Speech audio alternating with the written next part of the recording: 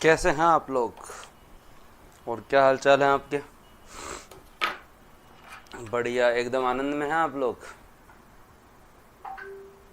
गजब, शानदार, जबरदस्त, जिंदाबाद। आइए, स्वागत है आपका। तो अब दोनों टाइम स्लॉट अच्छे से जच गए हैं। सुबह 7:30, शाम को 9:30।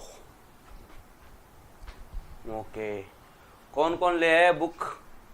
कैसा लग रहा है आपको? मैं एकदम ठीक। सब कुशल मंगल?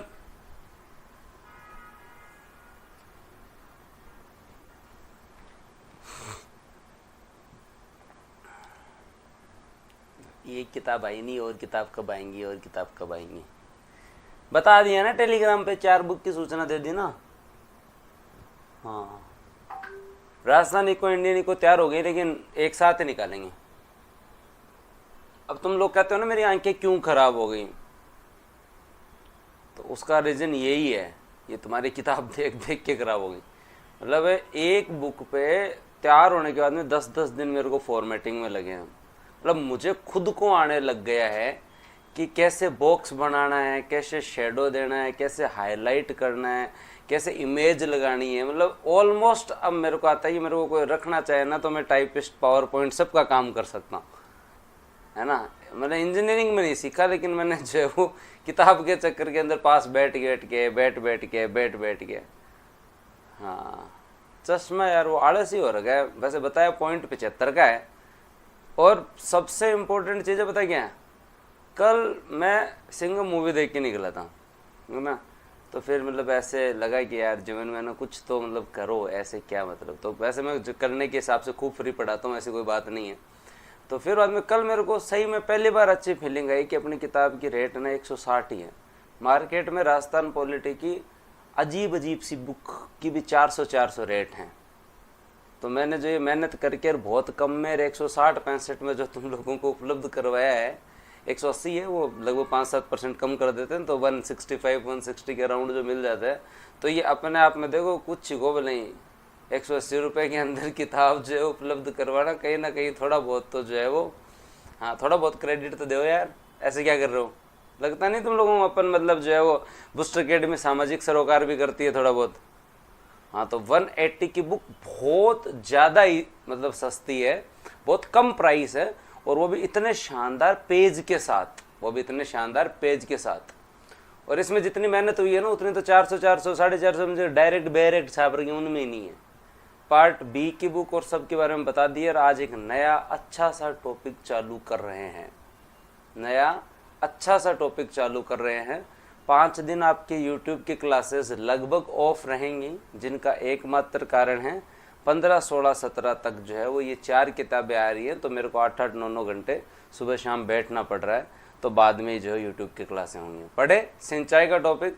आशा करता हूँ कि जैसे तुम लोगों ने वन्य जीव 3 दिनों में पढ़ा, वैसे तुम सिंचाई 2 दिन में पढ़ोगे। लेकिन ये टॉपिक भी अपने आप में ऐसा टॉपिक है जिससे आए तो दोस्तों जो है वो याद रखना कि 3% आ जाए, आने को 4 भी आ जाए, पर 1 से कम तो कभी नहीं आया। 1 से कम तो जो है वो दोस्तों कभी नहीं आया। 1 से कम तो जो है कभी नहीं आया। तो जब 1 से कम जो है वो कभी नहीं आया, तो फिर दोस्तों जो है वो सिंचाई की परियोजनाएं पढ़ना बनता है ना।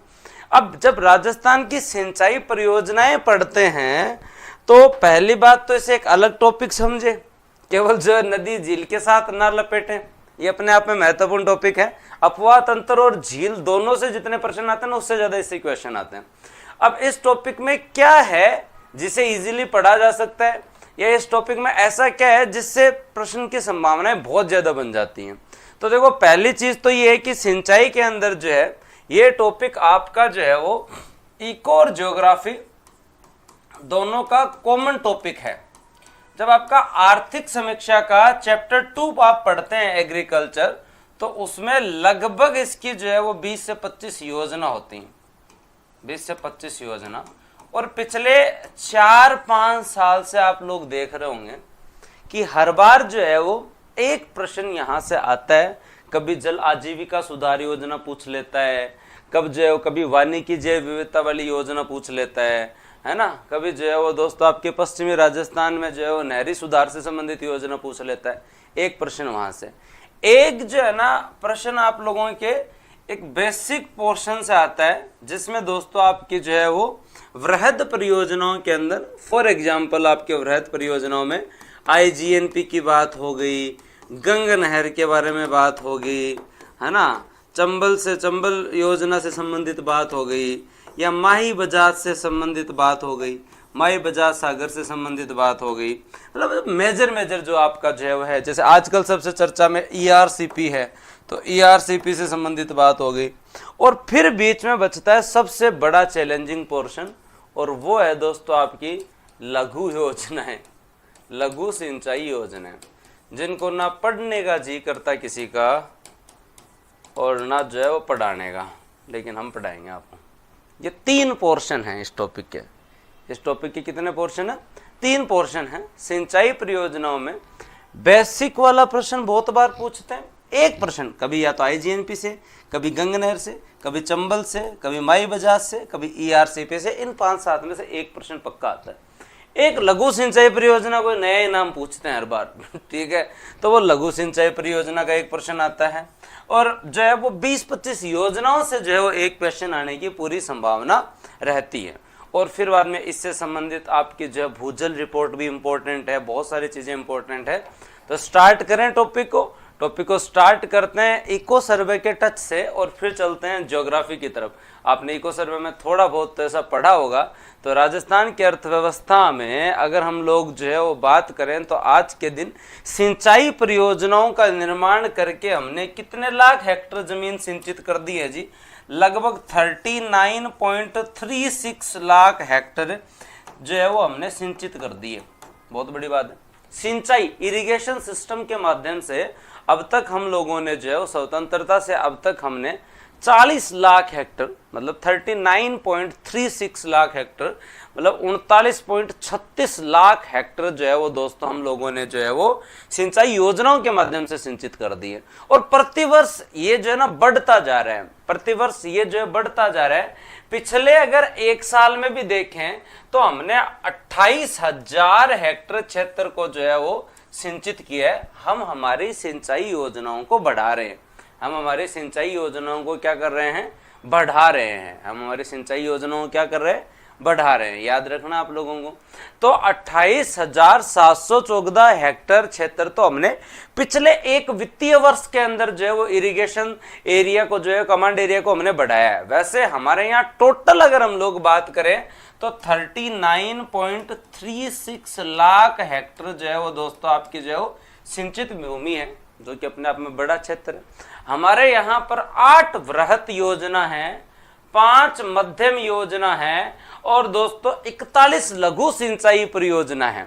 सब पढ़ेंगे हम ये, पर इको सर्वे के अनुसार डाटा याद कर लो। और इको सर्वे के अनुसार डाटा क्या कहता है भाई साहब कि 8 आपकी जो है वो बड़े प्रोजेक्ट हैं, इरिगेशन सिस्टम है, लार्ज इरिगेशन सिस्टम है, 5 जो है वो दोस्तों आपके जो है वो मध्यम है, और जो है वो आपके यहाँ 41 जो है वो दोस्तों आपकी लघु सिंचाई परियोजना है। हम आज बड़ी योजनाओं में देखेंगे, वृहद परियोजनाओं में जैसे नर्मदा नहर पढ़ेंगे, हम परवन पढ़ेंगे, धौलपुर पढ़ेंगे, राजस्थान के अंदर मरु क्षेत्र जल पुनर्गठन योजना पढ़ेंगे, नवनेरा बांध पढ़ेंगे, ऊपरी उच्च स्तरीय नहर एवं पिपड़ खूंट पढ़ेंगे, काली तीर लिफ्ट परियोजना पढ़ेंगे, सब पढ़ेंगे। गर्दड़ा, तकली, गागरिन, लासी, हथियादे, सब कुछ पढ़ेंगे। और जिन लघु परियोजनाओं के नाम नहीं याद होते वो भी मैं आप लोगों को याद करवाऊंगा, लेकिन काम की बात जरूर याद रखना। 39.36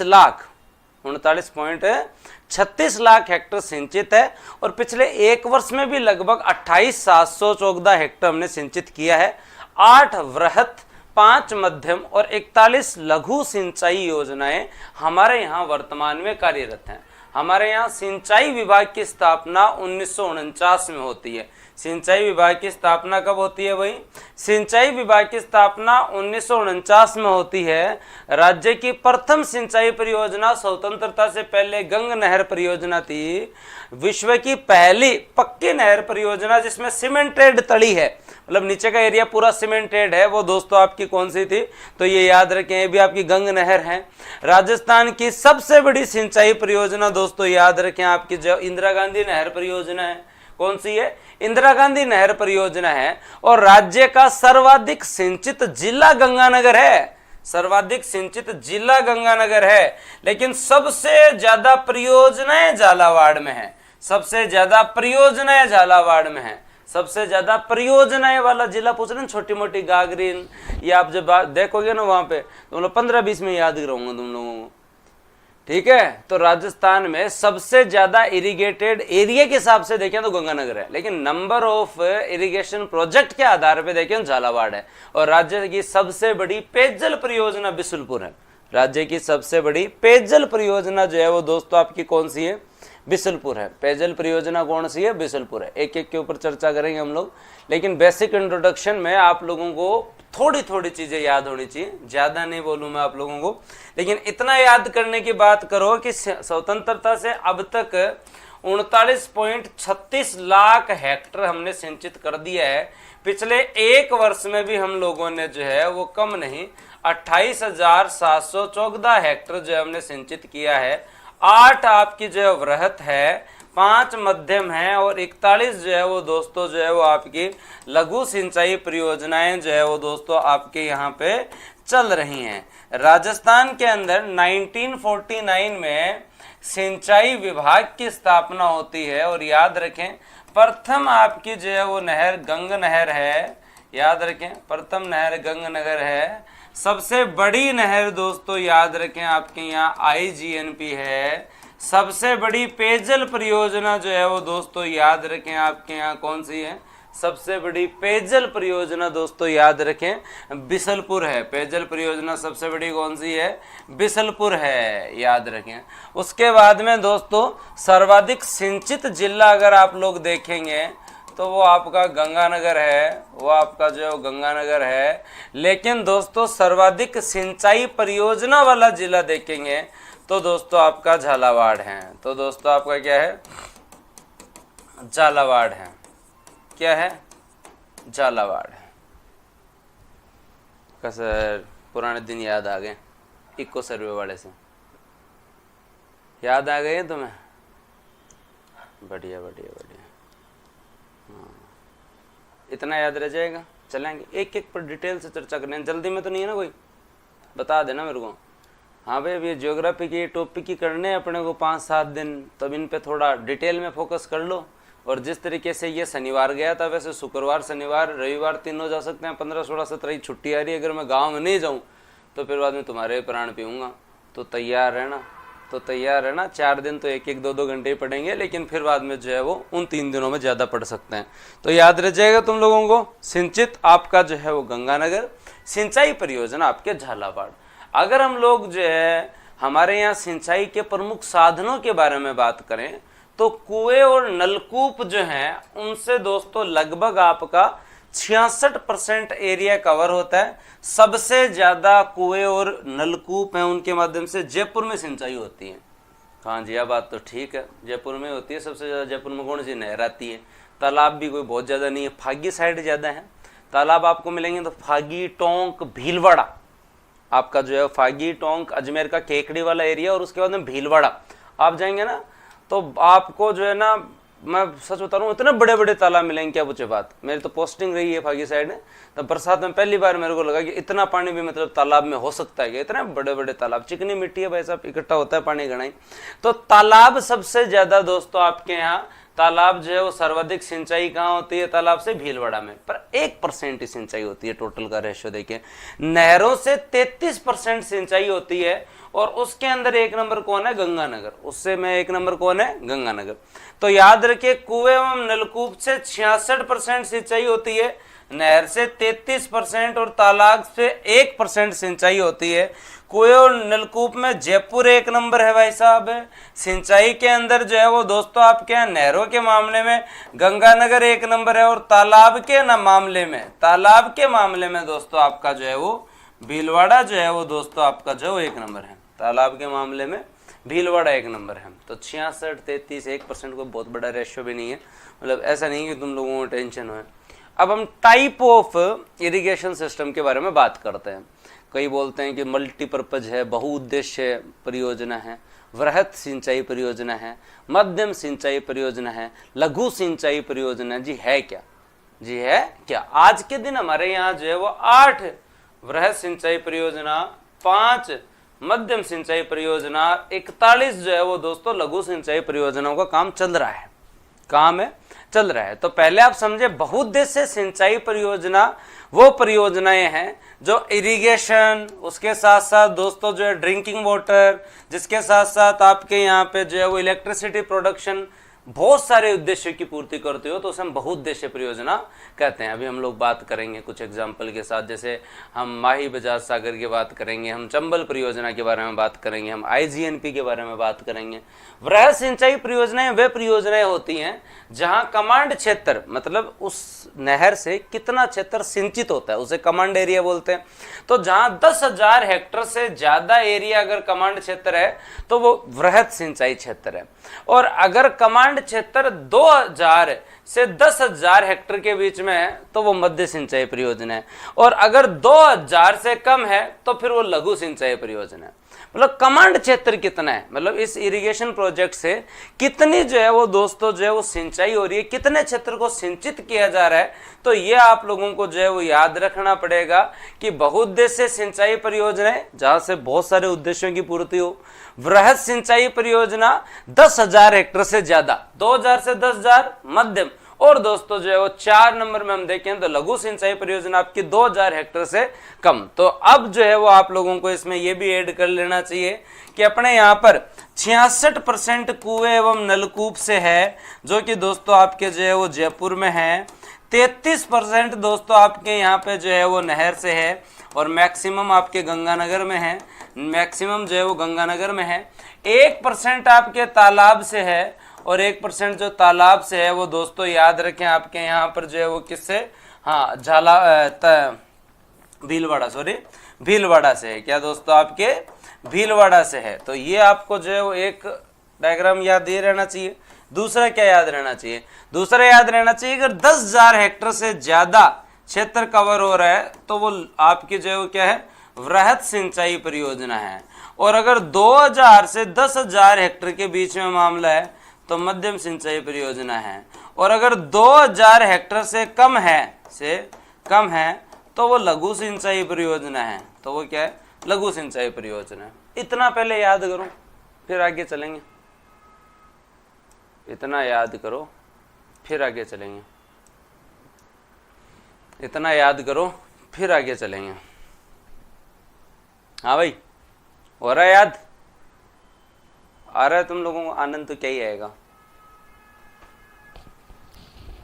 पर मतलब ठीक तो लग रहे हैं। याद हो गया? क्या याद हुआ? 39.36 लाख हेक्टेयर हमारा टोटल इरिगेटेड है। हाँ सर, बुक की बहुत डिमांड है जगतपुरा में। सर 17 को टेस्ट है, तब तक ज्योग्राफी हो जाएगी। हाँ, ये 8 टॉपिक हो जाए। फिजिकल ज्योग्राफी सुरेश सर आराम से कराएंगे। हाँ, तो वो आपके लिए नहीं है, आपके लिए और टेस्ट आ जाएंगे। आपको देने हैं जितने दे लो। इंडियन पॉलिटी की बुक में टाइम लगेगा, ऐसे नहीं है। तुम इस बार जब देखो ना, बुक का इतना ज्यादा मतलब वजन है, अब वो बहुत शानदार फीलिंग आएगी। अगर आप बूस्टर के स्टूडेंट हैं तो मैं आपको मतलब आप प्राउडली कह सकते हो कि आपकी बुक है। इतना वजन है इस बार बुक के अंदर। पेज 180 है, लेकिन वजन इतना क्यों है? एक तो कवर बहुत अच्छा है, ठीक है, उसके साथ साथ हाँ उसके साथ जो पेज है ना, आप ऐसे हिलाओगे तो ऐसे लगेगा जैसे गत्ते को हिला रहे हो। मतलब है आप बुक डिपो पे जाके 20 किताब निकाल लेना, कोई एक दो ही किताब होगी जिनका अपने से अच्छा कवर, अपने से अच्छा पेज होगा। मतलब ऐसे हिलाओगे ना तो ऐसे लगेगा गत्ते को हिला रहे हो। कंटेंट तो बहुत अच्छा है ही, कंटेंट की तो बात बाद में है, लेकिन उससे ज्यादा 1% मतलब कॉस्ट कटिंग नहीं है। 1% मतलब कहीं पे भी है कोई कि मान को बहुत ज्यादा कमाई को मतलब गुंजाइश रखी गई है। ठीक है, तो एक बार जाएं, देखें, अपनी बुक को लाएं, और अगली बुक का जो कवर हम आपको कल शेयर करेंगे, कवर कल शेयर करेंगे।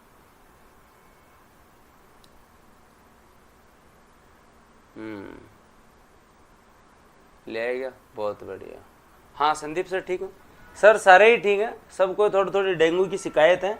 कुलदीप सर आई गए थे, ऋतुराज जी हैं, संदीप सर भी ठीक है, बढ़िया है एकदम। चले आगे।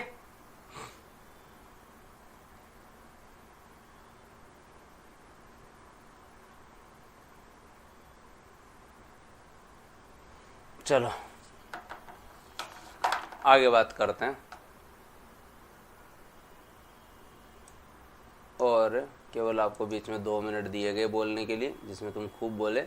अब चलें, अब एक एक परियोजना के बारे में बात करते हैं। अब एक एक परियोजना के बारे में बात करते हैं ताकि आप और अच्छे से जो है भाई पढ़ सको। किसके बारे में बात करें दोस्तों? आपकी एक एक परियोजना स्टार्ट कर रहा हूं, और सबसे पहले हम बहुउद्देश्य सिंचाई परियोजनाओं के बारे में बात कर रहे हैं।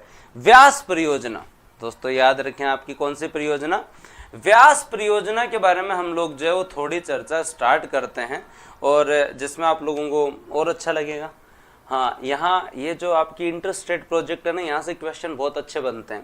पहला प्रश्न तो यही पूछा जाता है कि जो व्यास परियोजना जो है, उस व्यास परियोजना के अंदर दोस्तों जो है वो आपके यहाँ कौन कौन से राज्य शामिल हैं? तो पहली चीज तो उस परियोजना के अंदर पंजाब, हरियाणा और राजस्थान की संयुक्त परियोजना है। इसके अंदर 2 बांध बन रखे हैं। एक बांध आप लोग देखोगे तो हिमाचल में, और दूसरा बांध भी हिमाचल में। लेकिन इस सिंचाई परियोजना व्यास प्रोजेक्ट में जो है वो भागीदारी पंजाब, हरियाणा, राजस्थान की संयुक्त परियोजना है। 2 बांध है जी। एक बांध आपके हिमाचल के कांगड़ा में पौंग डैम है। क्या नाम है एक डैम का? पौंग डैम। ज्योग्राफी में आपने, इंडियन ज्योग्राफी में सुना होगा इस नदी के बारे में। और एक दोस्तों जो है वो आपका कौन सा डैम है? पंडोह डैम है। एक डैम कौन सा है दोस्तों आपका जो है वो पंडोह डैम है। 2 डैम है, दोनों डैम के बारे में हम लोग जो है वो दोस्तों जो है वो बात करते हैं। पौंग और पंडोह डैम दोनों के बारे में हम लोग बात करेंगे। ठीक है, पक्की बात करें थोड़ी थोड़ी। अब आपको व्यास नदी के अंदर व्यास कुंड, उनको सबको छोड़ो, हमें सिंचाई परियोजना पढ़नी है। ज्योग्राफी, इंडियन ज्योग्राफी में मिक्स मत करना एक बार, क्योंकि बहुत सारी योजनाएं पढ़नी है, बहुत सारी नदियां आएंगी। अगर नदियां और पहाड़ियों में लग जाओगे ना तो सिंचाई परियोजना पे फोकस नहीं जाएगा। इरिगेशन का क्वेश्चन जनरली आपकी नदी से ज्यादा पूछा जाता है कि कौन कौन उसमें भागीदार है। पंजाब, हरियाणा, राजस्थान इसमें भागीदार है। और आप लोग देखेंगे तो आपके यहाँ पे पंडोह बांध जो है, वहां से राजस्थान की हिस्सेदारी जो है वो, राजस्थान को क्या मिलता है भाई? राजस्थान को 198 मेगावाट जो है वो दोस्तों 20% शेयरिंग है राजस्थान की इलेक्ट्रिसिटी में। राजस्थान की जो है वो दोस्तों जो है वो 20% जो है वो, हाँ राजस्थान की जो है वो शेयरिंग है। आपके यहाँ पर जो है वो 198 मेगावाट हम लोगों को जो है वो पंडोह डैम जो आपके मंडी हिमाचल के अंदर है, उस डैम से हमें जो है वो विद्युत की टोटल विद्युत जो है उत्पादन, उसमें से हमें 20% मिलता है। तो 198 मेगावाट हो। उसके बाद में दोस्तों आप लोगों के यहाँ पर कांगड़ा के अंदर जो पौंग डैम है, उसका दोस्तों हमें जो है वो लगभग 60% के आसपास 230 मेगावाट दोस्तों जो है वो 230 मेगावाट जो है वो दोस्तों हम लोगों को जो है वो क्या मिलता है? हाँ 230 मेगावाट जो इलेक्ट्रिसिटी मिलती है। राजस्थान को मैक्सिमम जल भी यहीं से मिलता है ना। व्यास सतलज लिंक के बारे में भी हम लोग बात करेंगे, लेकिन आप लोगों को एटलीस्ट ये पता होना चाहिए कि इस परियोजना के माध्यम से हमें 198 मेगावाट तो पंडोह डैम से मिलता है जो कि व्यास के ऊपर बना हुआ है, और दोस्तों जो है वो आपके यहाँ पौंग डैम जो है उससे 230 मेगावाट मिलता है। 198 मेगावाट हमें एक मिलता है और 230 मेगावाट हमें जो है वो दोस्तों और मिलता है, याद रख लेना। हाँ, तो लगभग 428 मेगावाट का मामला है। लगभग कितना मेगावाट का मामला है? 428 मेगावाट हमें व्यास परियोजना से मिलता है। कसर ये तो मिलता है। उसके अलावा पानी के लिए जब आप लोग देखेंगे तो हमारे यहाँ एक व्यास सतलज लिंक बनाया हुआ है। ये व्यास नदी है, ये सतलज नदी है। व्यास सतलज लिंक हमने क्यों बनाया हुआ है? क्योंकि हमें सारा पानी सतलज नदी से ही मिलता है। हमें सारा पानी किससे मिलेगा? सतलज नदी से। तो शीतकाल में सतलज नदी में पानी की जो है वो कमी आ जाती है, तो इसलिए हमारे आईजीएनपी में भी पानी की कमी आ जाती है। तो व्यास नदी से हमने व्यास सतलज लिंक प्रोजेक्ट स्टार्ट किया, जिसके माध्यम से शीतकाल में सतलज नदी में पानी की उपलब्धता बनी रहे और आईजीएनपी में, इंदिरा गांधी नहर परियोजना में पानी आता रहे। इसके लिए दोस्तों हमने जो है वो व्यास सतलज लिंक कैनाल बनवाई। याद रखें, बांकड़ा व नांगड़ में पानी की आपूर्ति को बनाए रखने के लिए व्यास नदी के जो दोस्तों आपका जो है वो अतिरिक्त जल का उपयोग कर सके, हम पंडोह डैम से जो है वो दोस्तों जो है वो ये निकाली गई लिंक है। और ये आप लोगों की जो है वो दोस्तों व्यास रिवर है, ये आपकी सतलज रिवर है, हाँ, और जो है वो ये आपके इंडस रिवर है, ये आप लोग देख रहे हैं। लेकिन आपको तो बेसिकली याद बस इतना रखना है, बेसिकली याद आप लोगों को जो है वो ये रखना है। श्योर? चले आएंगे। बहुत बार तुम लोग एक शब्द सुनते हो, इराडी समझौता, इराडी समझौता, इराडी समझौता। क्या हम लोग जो है वो इसके बारे में थोड़ी सी चर्चा कर लें? तो व्यास नदी के जल के बंटवारे को लेकर समझौते के तहत जल बंटवारे के लिए एक इराडी आयोग का गठन किया गया। राजीव गांधी लोंगेवाला जो समझौता था, उस समझौते के तहत बंटवारे के लिए एक इराडी कमीशन बनाया गया। बार बार नाम सुनते हो ना, इराडी कमीशन के तहत हमें जो व्यास का इतना पानी मिलेगा, व्यास नदी का इतना पानी मिलेगा, ये आप सुनते हो ना। तो आप लोगों को याद रखना है, इराडी कमीशन 1986 में हमारे जज न्यायमूर्ति इराडी की अध्यक्षता के अंदर बना था। आयोग की रिपोर्ट के अनुसार सिंचाई परियोजनाओं में राजस्थान को टोटल कितना मिलियन एकड़ फीट 8.6 MAF पानी मिलेगा। यही प्रश्न पूछते हैं बार बार। क्या प्रश्न पूछते हैं दोस्तों आपके हैं? बार बार यही प्रश्न पूछते हैं कि इराडी कमीशन जो है उसके तहत राजस्थान को कितना पानी मिलेगा। तो राजस्थान को जो पानी मिलेगा वो कितना? 8.6 MAF जो है वो दोस्तों हम लोगों को जो है वो पानी मिलेगा। इतना आप लोगों को जो है वो याद करना पड़ेगा, तो ये आपका व्यास प्रोजेक्ट था। और व्यास प्रोजेक्ट के बारे में आप लोगों ने क्या क्या याद किया कि व्यास प्रोजेक्ट के अंदर जो है वो आपकी कौन कौन मेन पार्टी हैं। तो दोस्तों व्यास प्रोजेक्ट के अंदर राजस्थान के साथ हरियाणा, और हरियाणा के साथ दोस्तों आपका जो है वो कौन है? पंजाब। हरियाणा के साथ दोस्तों कौन सा? पंजाब। हमें जो है वो एक तो 158 मेगावाट मिलता है और एक 230 मेगावाट मिलता है। टोटल 428 मेगावाट तो जो है वो क्या मिलता है? पानी मिलता है, विद्युत मिलती है। 428 मेगावाट तो हमें विद्युत मिलती है। उसके साथ साथ ये भी याद रखें कि इसके अंदर जो है वो हमें 8.6 MAF हमें पानी मिलता है। हमें क्या मिलता है? पानी मिलता है। उसके साथ साथ याद रखें आपके यहाँ पे इराडी कमीशन बना था, और इराडी कमीशन न्यायमूर्ति इराडी जी के नेतृत्व में बना 1986 में। उस कमीशन ने कहा कि राजस्थान को कितना पानी मिलना चाहिए प्रतिवर्ष? 8.6 MAF जो है वो हमें जो है वो पानी मिलना चाहिए। इकाई है पानी की, ये आप लोगों को याद रखना पड़ेगा। यहाँ से आपकी व्यास नदी जाती है। व्यास नदी पे 2 डैम बने हुए हैं, याद रखें दोस्तों आपके यहाँ पे। यह आपकी सतलज नदी है, तो सतलज नदी से जोड़ने के लिए हमने क्या बनाया? व्यास सतलज लिंक कैनाल, जिसका एकमात्र उद्देश्य है कि भांकड़ा नागड़ में पानी बना रह सके, आगे आईजीएनपी के अंदर जो है वो शीतकालीन में पानी जो है वो प्रॉपर बना रह सके, इसलिए ये बनाया शीतकाल के लिए।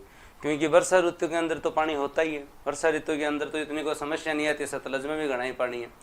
तो ये पहली जो है वो आपका जो है वो प्रोजेक्ट जिसमें से हमें पानी भी मिलता है और जिसके साथ साथ हमें जो है वो विद्युत भी मिलती है। ये पहला आप लोगों में से किस किस को समझ में आया? ये पहला किस किस को जो है वो समझ में आया? बताओ भाई कमेंट सेक्शन में। फिर आगे चलते हैं। व्यास प्रोजेक्ट के बाद में भांकड़ा नागड़।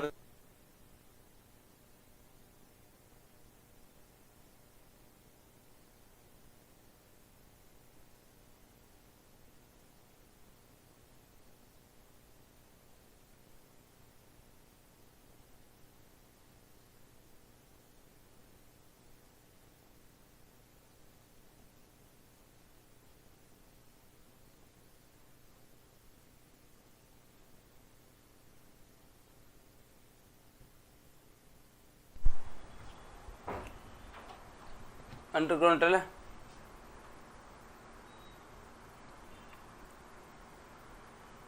हाँ नवीन जी,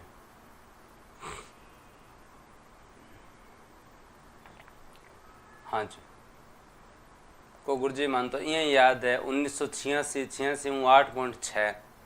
वेरी गुड, याद है।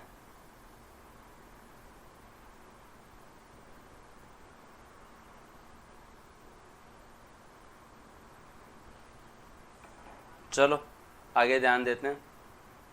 हाँ तो अब टॉपिक चालू किया है ना, चालू करते डाल देंगे पीडीएफ। आज ही तो चालू किया है तो पहले पढ़ तो लो ना, पहले पढ़ तो लो।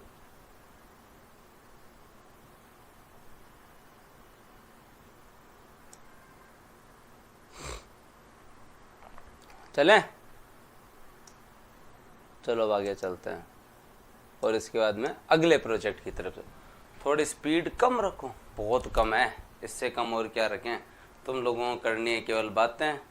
हाँ इससे कैसे काम चलेगा। अब बात करते हैं भांकड़ा नागड़ के बारे में। सतलज नदी पर राजस्थान हरियाणा एवं पंजाब, राजस्थान हरियाणा एवं पंजाब के लिए आपकी भांकड़ा नांगड़ परियोजना है। और भांकड़ा नांगड़ परियोजना को आप देखोगे तो सतलज नदी के ऊपर दो डैम हैं, एक भांकड़ा डैम है, एक नांगल डैम है। आप भांकड़ा डैम बिलासपुर हिमाचल प्रदेश में बना हुआ है, बिलासपुर हिमाचल प्रदेश में बना हुआ है। ये एक स्टोरेज डैम है, यहाँ से किसी प्रकार की कोई नहर नहीं जाती, किसी प्रकार की कोई नहर नहीं जाती। ये क्या केवल एक स्टोरेज डैम है। क्या है ये? केवल स्टोरेज डैम है। भांकड़ा बिलासपुर हिमाचल प्रदेश में जो डैम बना हुआ है भांकड़ा डैम, वो केवल स्टोरेज डैम है। वहां पे कोई नदी, कोई जो है वो अपन सिंचाई विंचाई के लिए यूज नहीं करते। आगे सतलज नदी जो है वो जब आगे चलती है तो पंजाब के रोपड़ में, पंजाब के रोपड़ में नांगल डैम बना हुआ है। पंजाब के रोपड़ में नांगल डैम बना है। नांगल डैम के राइट साइड के अंदर दोस्तों जो कौन सी नहर निकलती है? बिस्त दोआब नहर। कौन सी नहर निकलती है? बिस्त दोआब नहर। बिस्त दोआब मतलब जो उनका आप दोआब किसको बोलते हैं? दो नदियों के बीच में जो सतलज व्यास, सतलज और व्यास के बीच का जो एरिया है, ये जो दोआब क्षेत्र है, इसको सिंचित करने के लिए पंजाब में आपकी बिस्त दोआब नहर। एक नहर अपने आती है और उसका नाम है भांकड़ा नहर। उसका नाम क्या है? भांकड़ा नहर। और भांकड़ा नहर केवल हनुमानगढ़ चूरू को संचित करती है। पहली इंपॉर्टेंट चीज तो ये याद रख लेना, पहली चीज तो याद रख लेना, हनुमानगढ़ चूरू दो को सिंचित करती है, गंगानगर को नहीं करती है। गंगानगर का नाम गंग नहर और आईजीएनपी में आएगा। गंगानगर का नाम गंग नहर और आईजीएनपी में आएगा। लेकिन यहाँ से प्रश्न बहुत आते हैं, लेकिन यहाँ से प्रश्न बहुत आते हैं जिसके बारे में हम लोग जो है वो बात करते हैं। तो बात करें दोस्तों तो याद रखिए पंजाब राजस्थान हरियाणा, पंजाब राजस्थान है और दोस्तों हरियाणा का ये प्रोजेक्ट है जिसमें टोटल विद्युत उत्पादन क्षमता 1532 है। पर अपने को क्या करना, अपने को देते हैं 233 मेगावाट, लगभग 15.7% के आसपास जो है वो दोस्तों। और कुल सिंचाई क्षमता 14.6 लाख हेक्टेयर है। लेकिन हमें कितने, हमारे कितना क्षेत्र सिंचित होता है? 2.3 लाख हेक्टेयर। 2.3 लाख हेक्टेयर, केवल कितना? 2.3 लाख हेक्टेयर। कितना दोस्तों आपका? 2.3 लाख हेक्टेयर हमारा जो है वो दोस्तों एरिया जो है वो सिंचित होता है। याद रखना सबसे ज्यादा सिंचाई किसको मिलती है दोस्तों? आपके यहाँ पे हनुमानगढ़ जिले को सिंचाई मिलती है। हनुमानगढ़ का आपका नौर वाला एरिया हो गया, भादरा वाला एरिया हो गया, वो हो गया। फिर बाद में चूरू का सिद्धमुख और सावा नाम का क्षेत्र है हमारे तारानगर के पास, सावा, और उधर जो है वो राजगढ़ की साइड में सिद्धमुख क्षेत्र, उसे सिंचित करती है। ये आपकी भांकड़ा नागड़ परियोजना। भांकड़ा नांगड़ परियोजना जो है वो आप लोगों को एक बेसिक सी चीज याद रखनी है, और वो क्या याद रखनी है कि भांकड़ा नांगड़ परियोजना जो आपकी है ये कौन सी रिवर पे है? सतलज रिवर पर है।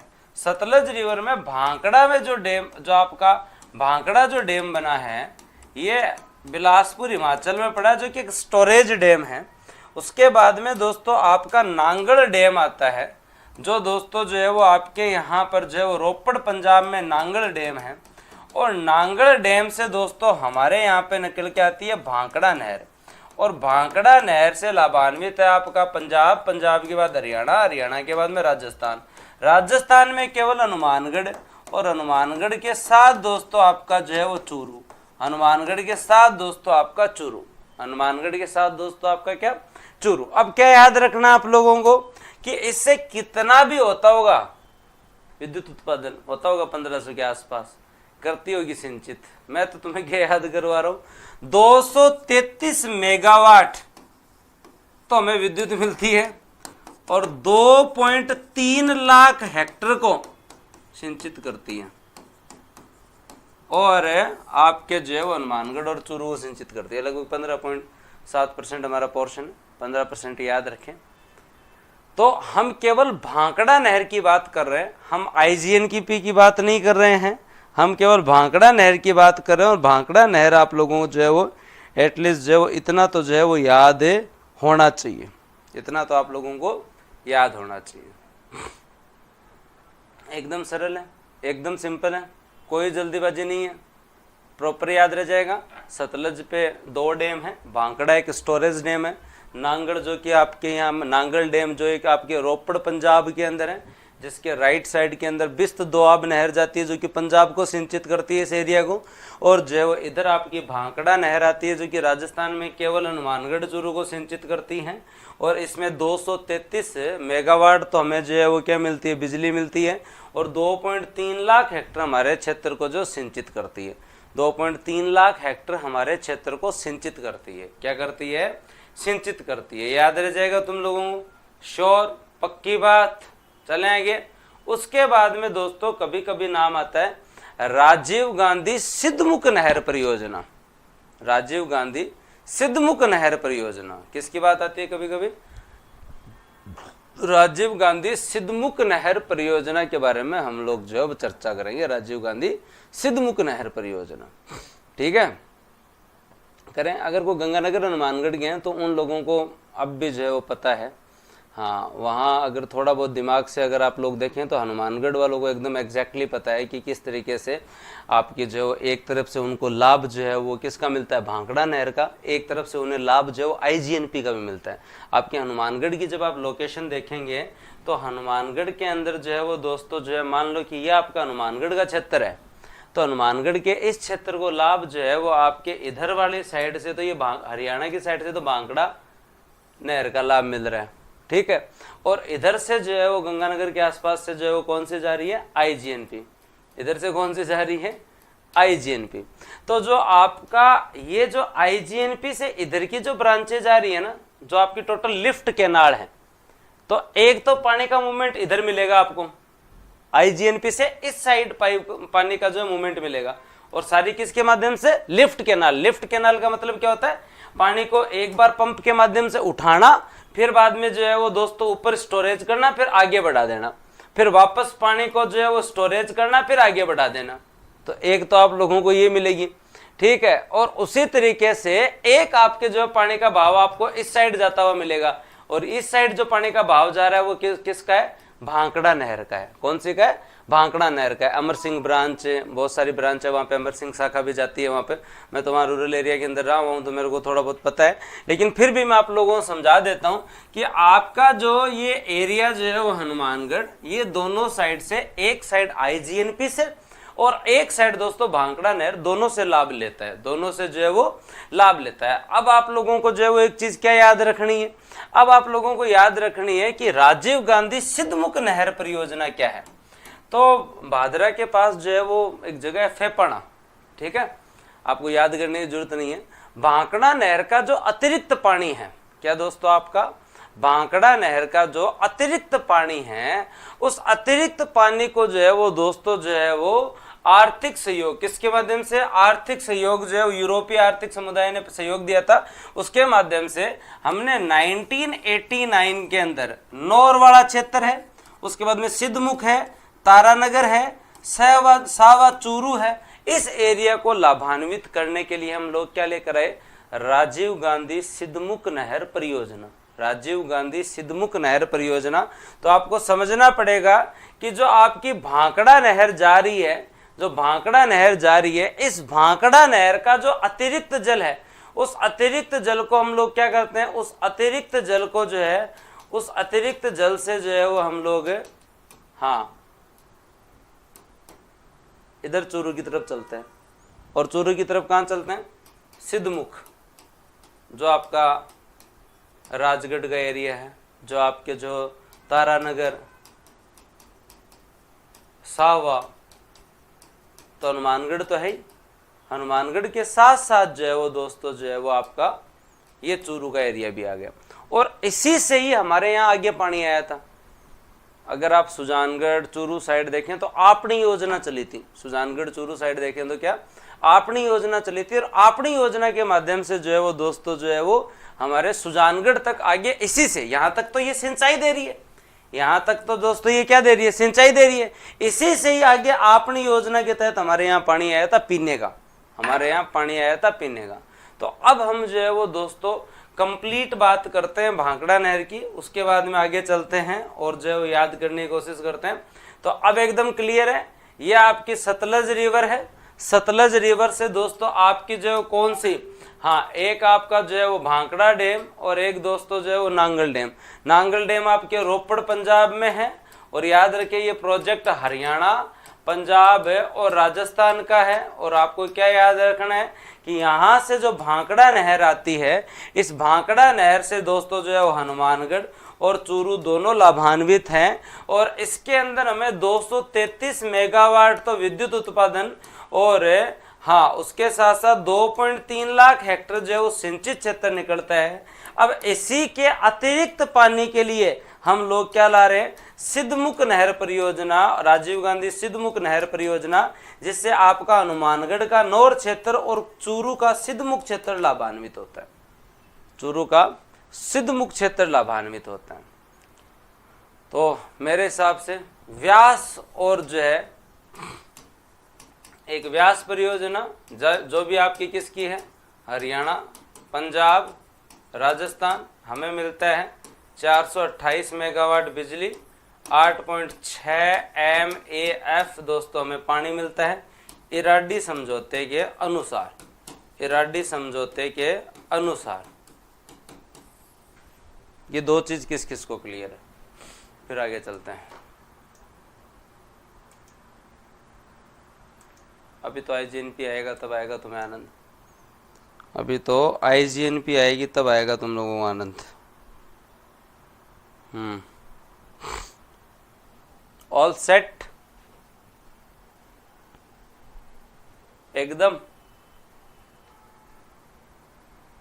रटने से ज्यादा सिंचाई परियोजनाओं में, रटने से ज्यादा सिंचाई परियोजनाओं में एटलीस्ट आप लोग समझने की कोशिश करें।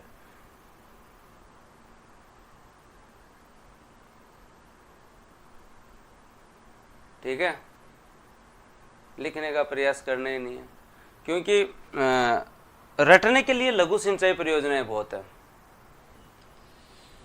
रटने के लिए लघु सिंचाई परियोजनाएं बहुत हैं, तो उसमें खूब रटेंगे, उसमें जो अपन खूब रटेंगे, तुम्हारे एकदम मन की निकाल देंगे सर ये रटना है रटना है। फेपाना सबसे बड़ा गांव है राजस्थान का। हाँ, तभी तुम लोगों ने उप तहसील बना दी फेपाना को। है आपको गांव फेपाना है? फेपाना में बेनीवाल घना ही है। चलो बढ़िया।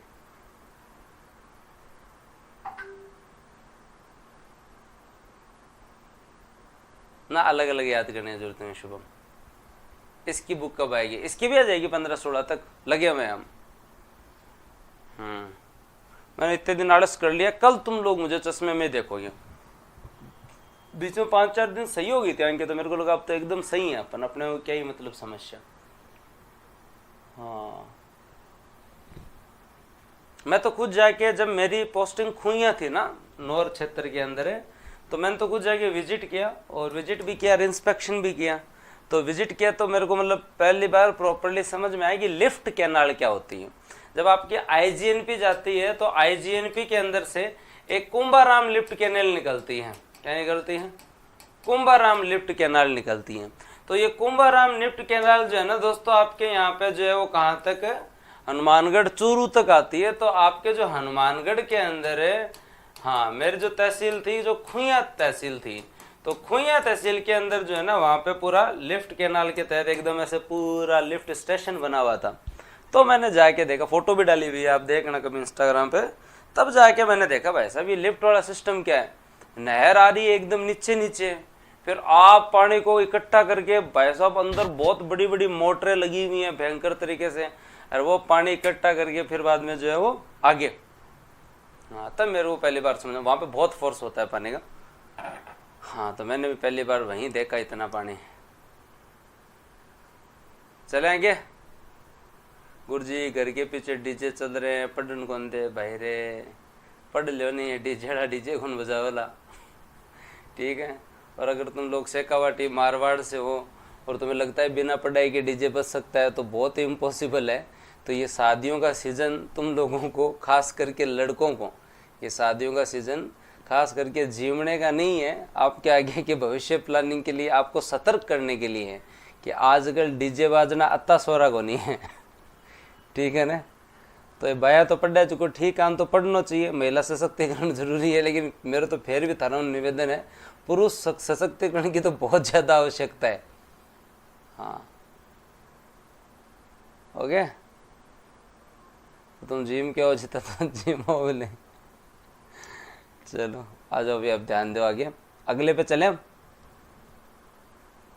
सर ये समस्या जयपुर में भी, अब तो हर जगह ही है समस्या, तो डीजे मोटिवेट करने चाहिए तुम्हें तो। सर आपने स्टडी कैसे की? अब कहीं बताऊँ, मैं तो कितना साल हो गया पढ़ता पढ़ता पढ़ता। पहले तो देखो मैं पढ़े को नहीं हूँ, फिर बाद में मैं पढ़ने लग गया, भेजा पढ़ो।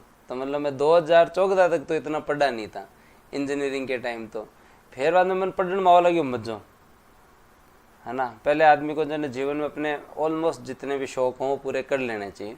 मैं तो बाद में पढ़ने लगा, लेकिन मेरे को आज भी पता है, मैं 2015 से मैंने एग्जैक्ट अगस्त के आसपास से तैयारी स्टार्ट की थी। लेकिन मैं जिस दिन से पढ़ने लगा ना, उस दिन के बाद में टिल सिलेक्शन तक, और मुझे तो लगता है आज तक कोई ऐसा दिन नहीं गया होगा जिस दिन मैं पढ़ा नहीं। और मेरे को झुंझलाहट नहीं आई कभी भी कि क्या की पढ़ाई है, कद नौकरी लाग सी, क्या हो सी। घणे ही मतलब माड़े दिन आए, बीच में सिलेक्शन नहीं हुआ, इंटरव्यू तक पहुँचे, वापस आए भाई साहब। ठीक है। फिर बाद में ग्राम सेवक भी ज्वाइन किया, ग्राम सेवक में सिलेक्शन हुआ था, तो लोग ग्राम सेवक जी बोलते थे, तो मेरे को लगता था सेवा पूरी मैं ही करूँगा। मतलब बहुत ही अजीब लगता था, आरएस की इंटरव्यू दिया हुआ आदमी फिर ग्राम सेवक की नौकरी करे, तो फिर करनी पड़े नौकरी, अपने आप में बहुत ज़रूरी होती है। लेकिन कभी भी, और ना उस समय कोई गाइडेंस था, न कोई ढंग की किताबा ही, खुद ही नोट्स बनाना पड़ता, खुद ही जो है वो माथो मारना पड़तो। सागे भी टाइम इतो भयंकर सिलेबस चेंज हो। आज तो था ना बिहेवियर में पढ़ा दूँ, योगा में पढ़ा दूँ, सोशोलॉजी में पढ़ा रहे हूँ भी टाइम, न तो कोई मास्टर बिहेवियर योगा सोशोलॉजी कराने वाला, अकाउंटिंग ऑडिटिंग वाला आरएस में, न कोई भी टाइम नोट्स आ, है ना, और न कोई ऑनलाइन एजुकेशन को तो बढ़िया मामलो। हाँ, तो 2016 की पहली भर्ती दी थी, उसमें 534 रैंक आई थी। फिर बाद में वापस बेरोजगारी के दिन देखें, ग्राम सेवक ज्वाइन किया, उसके बाद में वापस लगा मैं तो तैयारी के अंदर, फिर अगली भर्ती के अंदर जो 129 रैंक आई। तो खूब पढ़ा मैं तो, और मेरे को तो ये तक था कि मतलब अगर मैं मतलब इतना जो है वो, मेरे ऊपर बहुत डाउट था। क्या डाउट था? कि अगर मैंने 1 महीने भी पढ़ाई छोड़ दी ना, तो मेरे से वापस नहीं पढ़ा जाएगा। तो मैं इस डर से कभी पढ़ाई नहीं छोड़ पाया, क्योंकि पहले मैंने कोई बहुत ज़्यादा पढ़ाई की नहीं थी। हाँ, इंजीनियरिंग के टाइम में मेरी कोई इतनी अच्छी कंटिन्यूटी थी नहीं। मैं 2015 से पढ़ने लगा तो मेरा बहुत अच्छा मतलब पढ़ाई का रिदम बन गया था। 7 घंटे 8 घंटे 9 घंटे 10 घंटे मतलब बढ़िया खींच के पढ़ा करते थे। ठीक है, खूब पढ़े खूब पढ़े खूब पढ़े, लेकिन कभी झुंझलाहट नहीं है। लेकिन मैंने किताब नहीं छोड़ी टिल सिलेक्शन तक।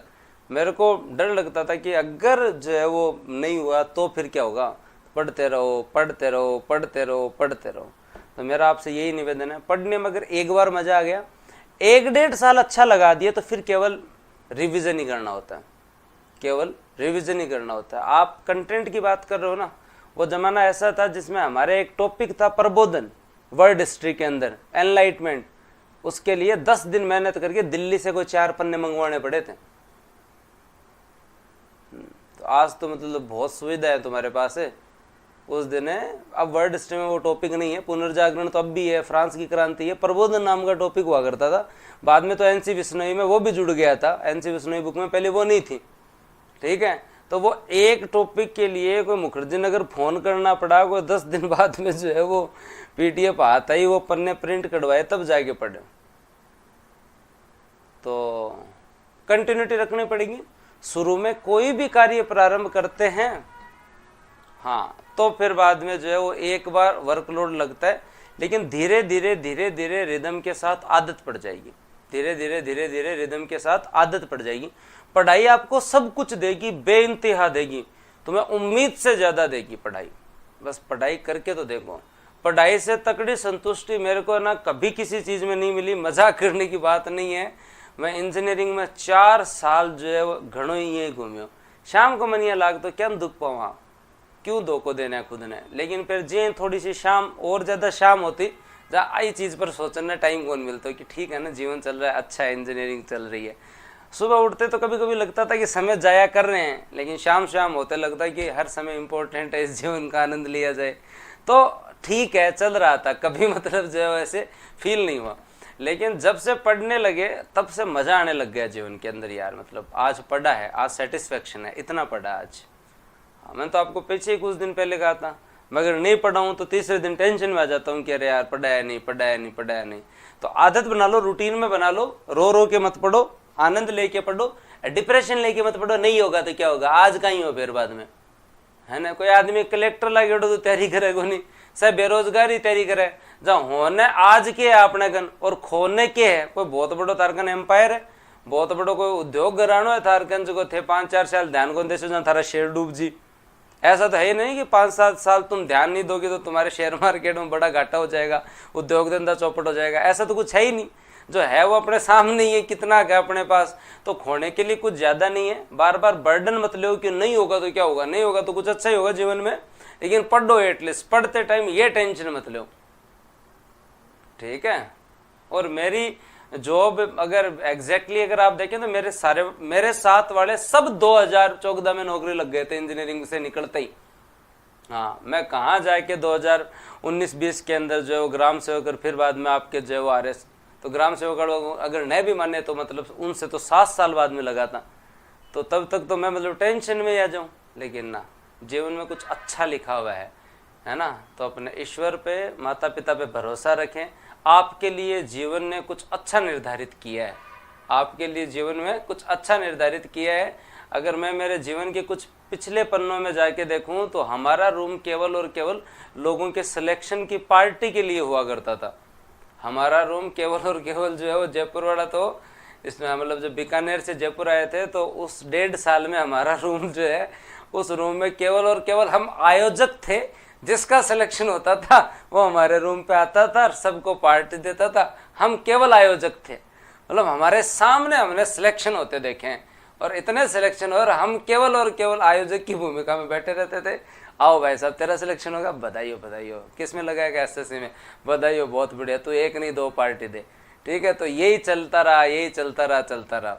तो फिर बाद में तो हाँ, पर एक चीज़ होती है क्लिक करती है। और वो पता नहीं कहाँ से नियति ने कहा कि RS की तैयारी कर लो, और करने लगे तो फिर बहुत मेहनत की। लेकिन मेहनत में कोई झुंझलाहट नहीं है, करते गए होता गया। एक बार फेल भी हुए, वापस पढ़ ली। आज पढ़ा हो, मुझे तो लगता है RS से ज़्यादा पढ़ाने में काम आ रहा है। तो कोई दुख नहीं होता था, दूसरे की खुशी में खुश हो और खुद की खुशी में भी खुश रहो। लेकिन आज अगर कोई दोहरे दिन है, खराब स्थिति है तो उसका रोना मत रहो, आगे आने वाला भविष्य का निर्माण आप ही करेंगे। मैंने मेरे जीवन में नहीं सोचा था कि तुम्हें पढ़ाऊंगा, ठीक है। हाँ, मतलब ऐसे मैं टैलेंटेड बचपन से था, ऐसी बात नहीं है। मैंने जो है 12th बी में भी टॉप किया है, ए में सारे टॉपर थे, बी में भी मैं टॉपर था, ठीक है। क्यों ए में तो सारे ही 90% वाले टॉपर थे, तो बी में मैंने 72% के साथ जो है वो टॉप किया था। बी के अंदर ही टॉप कर सकते हैं, ए में तो कैसे टॉप करते हैं। पर मेहनत करो ना, RS ऐसे ही लोग बनते हैं, 70%, 75%, 80%, ऐसे ही लोग बनते हैं। बहुत होशियार जल्दी नौकरी लग जाता है, जल्दी नौकरी लगता है, छोटी नौकरी लगता है, जल्दी नौकरी लगता है तो छोटी नौकरी लगता है, तो फिर बाद में अपने को कोई बात नहीं, टाइम लग रहा है तो टाइम ले, लेकिन बस एक चीज कर लो कि नौकरी लगना है, मेहनत करेंगे बस, कोई फर्क नहीं पड़ता, ठीक है। तो मेहनत करो, बढ़िया तरीके से पढ़ो, आगे चलो। अब मैं तुम्हें जो है वो चंबल परियोजना पढ़ाता हूँ। अब मैं तुम्हें क्या पढ़ाऊँ? चंबल परियोजना पढ़ाता हूँ। चंबल परियोजना के बारे में जो है वो थोड़ी सी बात करते हैं। किसके बारे में बात करें दोस्तों? आपके यहाँ पे चंबल परियोजना के बारे में बात करते हैं। आ जाओ, चंबल नदी घाटी परियोजना। चंबल नदी तो खूब पढ़ी है तुम लोगों ने, चंबल अभ्यारण्य भी पढ़ लिया। मैं केवल सिंचाई परियोजना पढ़ाऊंगा, मैं केवल क्या पढ़ाऊंगा तुम्हें? सिंचाई परियोजना पढ़ाऊंगा। चंबल नदी घाटी परियोजना के अंदर बात करते हैं, ठीक है। चंबल नदी घाटी परियोजना में अगर हम लोग बात करें तो यहाँ पर जो है वो किस किस की भागीदारी है? राजस्थान रेशो मध्य प्रदेश, 50:50 का रेशियो है, 50:50 का रेशियो है। मतलब हमारे यहाँ टोटल जो है वो उत्पादन जो है वो कितना होता है? 386 मेगावाट का टोटल उत्पादन होता है। उसमें से 2 का भाग दे लो, दोनों के पांति कितनी आती है? 193 मेगावाट। दोनों की कितनी पांति आती है? 193 मेगावाट। 193 मेगावाट जो है हमें यहाँ से विद्युत उत्पादन मिलता है। हमें यहाँ से जो है वो दोस्तों विद्युत उत्पादन मिलता है। अब हम लोग बात करते हैं कि चंबल नदी घाटी परियोजना में कौन कौन से डैम हैं और उनके माध्यम से हमें कहाँ कहाँ से ऊर्जा मिलती है, कौन सा डैम बड़ा है, कौन सा ज़्यादा बड़ा है, सारी चर्चा हम लोग। सर आप कमेंट नहीं देखते मेरे, तो तीर्थ सिंह जी सबके देखते हैं कमेंट, है ना। इन 2 आंखों से बस अब इतना ही दिखता है, काम के होते हैं वो दिख जाते हैं, कई बार ज़्यादा स्पीड में नहीं दिखते तो नहीं दिखते, ठीक है। तो आप दोबारा कह दो साहब, ऐसे जो है वो, हाँ कमेंट ऑफ करना भूल गया मैं। आ जाओ आ जाओ आ जाओ, हाँ। आज मैंने भागदौड़ भरी जिंदगी में ऑफिस से आने के बाद में 6 बजे से 9 बजे तक एग्जैक्ट रेस्ट किया है। तो मैं सोच रहा हूँ तुम्हें और अच्छे से पढ़ूँ। आज यूट्यूब की क्लास और तुम्हारी एक क्लास सुबह शिफ्ट कर दी, तो आज कई दिनों बाद में से 3 घंटे रेस्ट किया, तब जाके हम अब शाम वाली क्लास में पढ़ाएंगे। तो बात करें चंबल नदी घाटी परियोजना के बारे में, तो चंबल नदी के ऊपर है अगर हम लोग देखें तो सबसे पहला डैम जो आता है वो गांधी सागर डैम आता है। चंबल नदी पे पहला डैम कौन सा आता है? गांधी सागर डैम आता है। और गांधी सागर बांध जो है वो दोस्तों आप लोग याद रखें, गांधी सागर बांध को आप लोग जो है वो जरूर याद रखें। ये बांध जो है वो दोस्तों आपके यहाँ मध्य प्रदेश में है। इसका निर्माण प्रथम चरण में हुआ था। इसका निर्माण क्या हुआ था? याद रखना, प्रथम चरण में हुआ था, मध्य प्रदेश में है। और दोस्तों चंबल नदी पर सबसे बड़ा बांध है। चंबल नदी पर क्या है दोस्तों? आपका सबसे बड़ा बांध है, सबसे बड़ा बांध है। इस बांध के अंदर अगर आप लोग देखोगे तो आपके यहाँ छोटी छोटी दोस्तों 23x5 की, मतलब 115 मेगावाट की उत्पादन और कितनी इकाइयां हैं? 5 इकाइयां हैं। 23 मेगावाट की 5 इकाई बनेडी है ये बांध पर। ये पहला आपका गांधी सागर डैम है। पहला कौन सा डैम है? गांधी सागर डैम।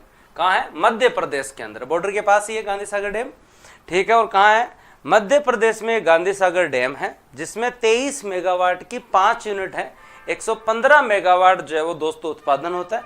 सबसे बड़ा बांध है किसका? चंबल नदी घाटी परियोजना का, जो कि आपके यहाँ नहीं है। फिर दोस्तों हम बात करते हैं और आपके यहाँ आता है राणा प्रताप सागर डैम। अगला डैम कौन सा आता है दोस्तों आपके यहाँ पे? राणा प्रताप सागर डैम। कौन सा डैम आता है? राणा प्रताप सागर डैम। कौन सा dam? Rana Pratap Sagar dam. Rana Pratap Sagar dam जो है वो दोस्तों बांध जो है ये आपके जो है वो कहाँ पे? चित्तौड़ में। ये दोस्तों आप लोग याद रखें, चित्तौड़गढ़ के अंदर जो है वो ये है। अब ये जो आपका है ये राजस्थान में सबसे बड़ा बांध है। ये क्या है? राजस्थान में सबसे बड़ा बांध है, राजस्थान में सबसे बड़ा डैम है। और अगर इसमें देखोगे तो आपके यहाँ 43 इंटू 4 मतलब 172 मेगावाट विद्युत उत्पादन सर्वाधिक यही होता है। मैक्सिमम विद्युत उत्पादन, मैक्सिमम विद्युत उत्पादन यही होता है। कहाँ सर, ठीक याद रख लें। फिर इससे आगे चलते हैं तो आता है दोस्तों आपके कोटा डैम के बारे में बात करेंगे, पर जवाहर सागर के बारे में बात करेंगे। लेकिन पहले इसको समझो आप कि आपके यहाँ पे 1 नंबर गांधी सागर डैम याद रह जाएगा, जो 23 इंटू 5 मेगावाट की 115 मेगावाट का उत्पादन करता है। लेकिन जल भराव की दृष्टि से सबसे बड़ा डैम है, मध्य प्रदेश के अंदर है, राणा प्रताप सागर डैम चित्तौड़ के अंदर है। और जल भराव की दृष्टि से राजस्थान में सबसे बड़ा डैम है ये। और दोस्तों याद रखिए चित्तौड़ में 43 इंटू 5 की 172 मेगावाट की दोस्तों आपके यहाँ पे जो है वो टोटल जो है वो दोस्तों इसकी स्ट्रेंथ है। फिर अपन आगे चलते हैं और आगे ध्यान देते हैं तो आप लोगों को जो है वो ये कौन से चरण में बना? सेकंड चरण के अंदर दोस्तों जो है वो आपका ये बनाया गया। अब आपके जो थर्ड चरण में जब हम लोग बात करते हैं तो अगला डैम जो आपका आता है वो है जवाहर सागर बांध। कौन सा बांध है? जवाहर सागर बांध। क्या है दोस्तों आपका? जवाहर सागर बांध। और जवाहर सागर बांध जो है वो दोस्तों आपके कोटा में है और ये 33 इंटू 3 99 मेगावाट का है। क्या है भैया? 99 मेगावाट है। और उसके बाद में दोस्तों ये कौन से चरण में बना? ये तीसरे चरण में बना। ये आपके कौन से चरण में बना? थर्ड चरण के अंदर जो 3 फेज में चली थी। और लास्ट में है एक कोटा बैराज, लास्ट में कोटा बैराज, ये केवल सिंचाई के लिए है। कोटा बैराज क्या है? केवल सिंचाई के लिए है। कोटा बैराज क्या है? केवल सिंचाई के लिए है, जिसके बारे में हम लोग अभी बात करेंगे। पर इतना पहले आप समझे, इतना पहले आप चंबल नदी घाटी परियोजना के बारे में इतना समझे। राजस्थान मध्य प्रदेश के बीच है, 50:50 का रेशियो है, 386 मेगावाट टोटल प्रोडक्शन है, 193 अपने हिस्से में है। गांधी सागर डैम एमपी में पड़ता है। इस पूरी परियोजना का सबसे बड़ा डैम है जिसके अंदर 23 मेगावाट के 5 प्रोजेक्ट लग रखे हैं। फिर चित्तौड़ में राणा प्रताप सागर डैम है और दोस्तों जो है ये राजस्थान में सबसे बड़ा डैम है जिसमें 43 की 4 लग रखी हैं दोस्तों, 172 मेगावाट। जवाहर सागर डैम कोटा के अंदर डैम है जिसमें 33 इंटू 3 99 मेगावाट का लग रहा है। फिर कोटा बैराज ओनली सिंचाई के लिए, विद्युत उत्पादन नहीं होता है। अब फिर वापस समझते हैं, अब जो है वो वापस इसको समझते हैं। अब थोड़े बड़े पक्ष के अंदर वापस देखते हैं, चंबल नदी घाटी परियोजना के बारे में जो है वो अपन लोग वापस देखते हैं। चंबल नदी घाटी परियोजना के लिए वापस देखें तो फिर क्या याद रखना है भाई आप लोगों को? आप लोगों को याद रखना है फर्स्ट फेज के अंदर जो है वो एक तो आपका जो है वो क्या बना? गांधी सागर डैम बना। कौन सा डैम बना दोस्तों आपके यहाँ पे? गांधी सागर डैम बना।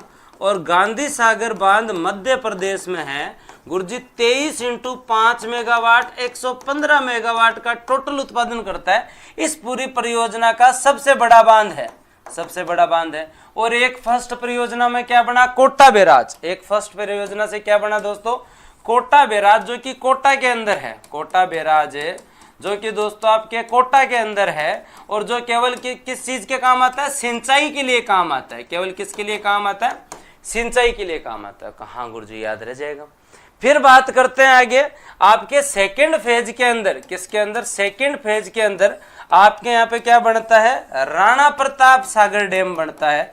राणा प्रताप सागर जो डैम है आपका ये चित्तौड़ के अंदर है। और ये जब चित्तौड़ के अंदर है तो याद रखें 43 इंटू 4 मेगावाट, 43 मेगावाट इंटू 4 के बात करें तो 172 मेगावाट का टोटल उत्पादन करता है। मैक्सिमम प्रोडक्शन है बिजली का, मैक्सिमम प्रोडक्शन है बिजली का, आपको याद रखना पड़ेगा, मैक्सिमम प्रोडक्शन है। और फिर थर्ड फेज के अंदर क्या बनता है? जवाहर सागर डैम बनता है। क्या बनता है? जवाहर सागर डैम बनता है। और जवाहर सागर डैम जो है वो दोस्तों याद रखें आपके यहाँ 33 इंटू 3 99 मेगावाट का डैम है। ये आपके कोटा में है, ये आपके कोटा में है। गुरु जी आ तो बात समझ में आ गई। कोटा बैराज समझा दो थोड़ा सा, ये तो आगे समझ में बात। कोटा बैराज, हाँ कोटा बैराज के बारे में थोड़ा सा पढ़ें कोटा बैराज के बारे में। तो आ जाओ फिर पढ़ते हैं कोटा बैराज के बारे में। तो आपने जब चंबल नदी घाटी परियोजना पढ़ी तो आपको ये पता चला कि चंबल नदी घाटी परियोजना में आपने 3 डैम पढ़े। 3 डैम कौन सा आपका, एक आपका एक आपका गांधी सागर, ये आपके जो है एमपी में। फिर दोस्तों आपका राणा प्रताप सागर, ये आपका दोस्तों जो है वो कहाँ पे, राणा प्रताप सागर, ये आपका जो है वो चित्तौड़ के अंदर। और फिर आपका जो है वो जवाहर डैम, फिर आपका जो है वो जवाहर सागर, ये आपके कोटा में। ठीक बात है, इनमें कोई समस्या नहीं है। गुरुजी मान तो पढ़ो अब थे सो इम्पोर्टेंट कि कोटा बैराज क्या है, कोटा बैराज क्या है। कोटा बैराज जो है वो दोस्तों आपके यहाँ पर जो है वो सिंचाई के लिए है। कोटा बैराज क्या है आपके यहाँ पे, सिंचाई के लिए है। कोटा बैराज क्या है, सिंचाई के लिए है। कोटा बैराज से अगर हम लोग लेफ्ट साइड की तरफ देखें, कोटा बैराज से जो लेफ्ट साइड के अंदर जो, हाँ कोटा बैराज से लेफ्ट साइड में, कौन से लेफ्ट, दाई बाई के चक्कर में मतलब लेफ्ट राइट समझो, लेफ्ट साइड के अंदर जो है वो दोस्तों आपके यहाँ पर है क्या, लेफ्ट साइड के अंदर जो आपकी जो है वो नहर निकलती है, जो नहर निकलती है लेफ्ट साइड की जो नहर निकलती है वो आगे जाके मेज नदी में मिल जाती है। बात खत्म, सिंचाई हो गई कोटा में और मेज नदी में जाके मिल गई। लेकिन जो राइट मेन कैनाल निकलती है, जो आपकी राइट मेन कैनाल निकलती है आरएमसी, जो आपकी राइट मेन कैनाल निकलती है, तो दोस्तों इसके बारे में आप लोग याद रखें, जो आपकी जो है वो दाई मुख्य नहर निकलती है, दाई मुख्य नहर निकलती है। दाई मुख्य नहर जो है वो दोस्तों आपके यहां पर कहां तक जाएगी, आगे तक जाती जाती वापस मध्य प्रदेश में पहुंच जाएगी। कहां जाएगी, मध्य प्रदेश में पहुंच जाएगी। तो ये जो दाई मुख्य नहर है इसके ऊपर टोटल जो है वो 14 लिफ्ट कैनाल है। क्या है भाई, 14 लिफ्ट कैनाल है। और लिफ्ट कैनाल अभी मैंने समझाया, जो आपके ढाल के विपरीत साइड जो है वो दोस्तों पानी ले जाने के लिए लिफ्ट कैनाल रखनी पड़ती है। लिफ्ट कैनाल की प्रोसेस जनरली क्या होती है, इतना पानी चला, चलने के बाद पानी इकट्ठा किया, पंप से ऊपर छोड़ा, फिर वापस ढाल के विरुद्ध पानी चढ़ा, फिर वापस किया, फिर वापस ढाल के विरुद्ध, ऐसे जो है लिफ्ट कैनाल चलती है। तो ये जो है वो आपके जो दाई मुख्य नहर जो है वो दोस्तों कोटा के अंदर तो इसके तहत 2 लिफ्ट कैनाल हैं। और वो आपकी कौन सी है, एक तो दिगोद और एक दोस्तों जालीपुरा। एक तो गुरुजी दिगोद, एक जालीपुरा। कोटा की जो है वो 2 है, 14 टोटल है, उसमें से 8 अपने यहाँ हैं।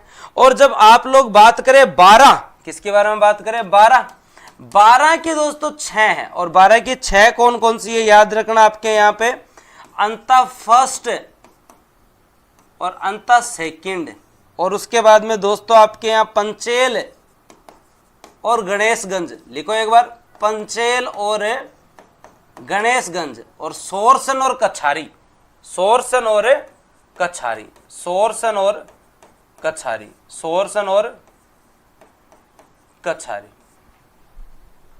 ये पूरा मामला है आपके चंबल नदी घाटी परियोजना का। और बताऊं एक बार, ये आ गया समझ में, ये पूरा मामला आपके चंबल नदी घाटी परियोजना का। वापस समझाऊंगे एक बार और, बना दें एक बार और, क्या चलो आ जाओ एक बार वापस बनाते हैं, एक लास्ट बार और बनाते हैं। आपको समझ में आना चाहिए कि चंबल नदी घाटी परियोजना राजस्थान और मध्य प्रदेश की संयुक्त परियोजना है। 50:50 का रेशियो है। 386 में भाग दे लो 2 का 193 मेगावाट हमें मिलता है।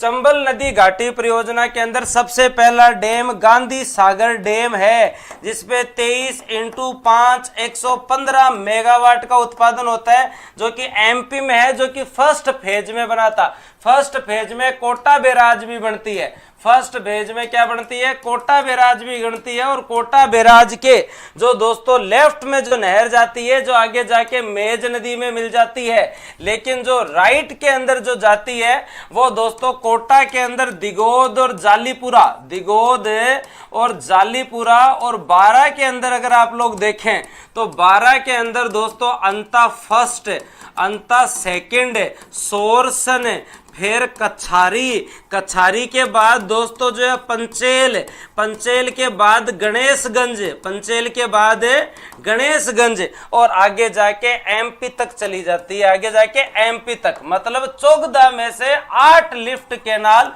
राजस्थान के अंदर है। उसके बाद में दोस्तों आपके यहाँ पे राणा प्रताप सागर डैम बनता है। राणा प्रताप सागर डैम दोस्तों आपके चित्तौड़ के अंदर है, जिसमें 43 × 4 172 मेगावाट का उत्पादन होता है, जो कि मैक्सिमम प्लांट है। फिर दोस्तों आपका जवाहर सागर डैम बनता है, और जवाहर सागर डैम दोस्तों आपके यहाँ 33 × 3 99 मेगावाट है, जो कि आपके कोटा में है। ये भाई अब यूं ज्यादा मैं कौन समझा उसको, देखो सच्ची बात है। अब के दिमाग में सेट है। चंबल नदी घाटी परियोजना, अंतर है बलराम जी, बस बन रहा है 2-4 दिन में। मामला सेट। किस किस को मजा आया? सर आज समझ आया, क्लियर हो गया।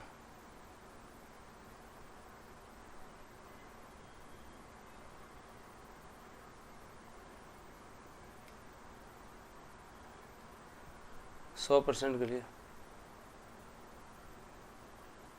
बीटेक कौन सी स्ट्रीम से? ये कंप्यूटर साइंस।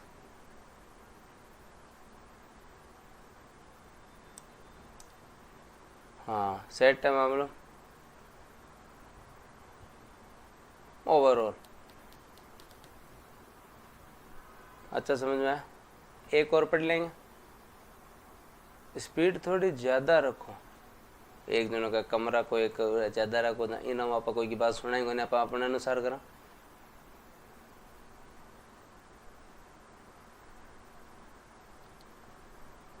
सर पहले मुझे इतना गंदा लगता था ये टॉपिक, अब मज़ा आ गया।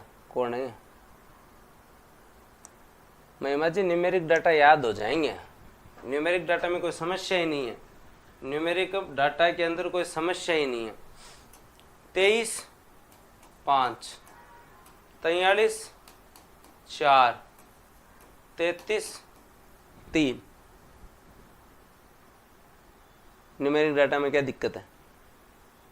23 43 33 5 4 3। अब गुणा करना कटू सिखाऊं तो मैदान।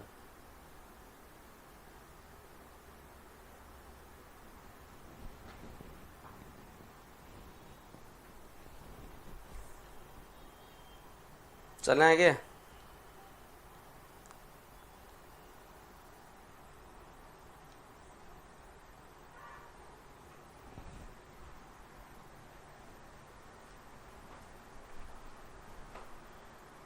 बताओ बताओ हिना जी क्या बात है? आज के लिए इतना बहुत है। आए जिन पिकल।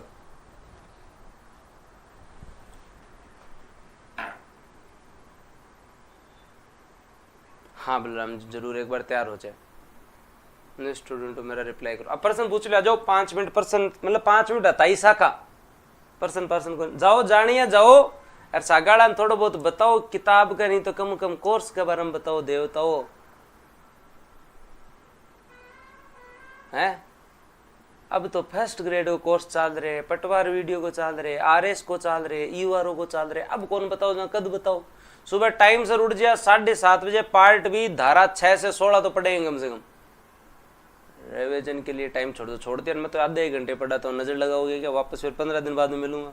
मैं छुट्टी कर लेता हूँ तो फिर 10-12 दिन बाद में मिलता हूँ। सर आरएस के साथ फर्स्ट ग्रेड की तैयारी कर सकते हैं? कर सकते हैं। एक बार फर्स्ट ग्रेड की डेट नहीं है, आराम से करो फ्री तक। हाँ साइंस की 14 से क्लास लगी। सर के जो है शादी भी है, शायद सासरा में खटैर सागे सागे सर बीमार भी है, जहाँ मेरे को स्वास्थ्य लाभ ले लो, कोई बात कर।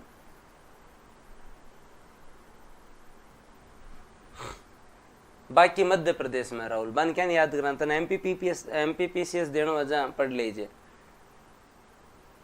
कौन सी एज से तैयारी करना स्टार्ट करे? कोई एज नहीं होती तैयारी करनी, जब जी करे। जब सिक्कर में राजा रोजगार वाले से सुबह ले आना। धौलपुर ऑलमोस्ट पहुंच गई होगी, चेक करें। पार्ट बी 4 किताब, Indian economy, Rajasthan economy, Rajasthan geography, यूआरओ पार्ट बी, एक साथ 15 से 16 तारीख तक।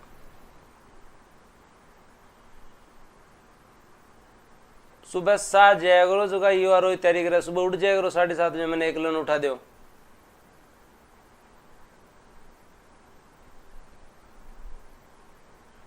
तो धन्यवाद, जय हिंद, राम राम। मैथ रीजनिंग की क्लास करवा देंगे स्टार्ट।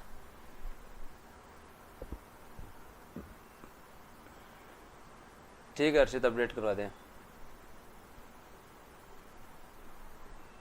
जाऊँ मैं? Sure. Okay bye, take care. हाँ पूछो पूछो, फिर भी कोई बात है तो। मेरी आंखें खराब हो रखी हैं, अब ज़्यादा लाइट में ज़्यादा देर ठीक को नहीं।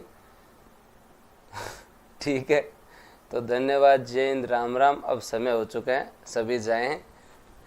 ओके, और बातें कल पूछेंगे, कल बात करेंगे हम। इंडियन पॉलिटी जल्दी, राजस्थान ज्योग्राफी पूरी हो जाएगी उसके बाद। Good night, good night, good night. Okay, thank you.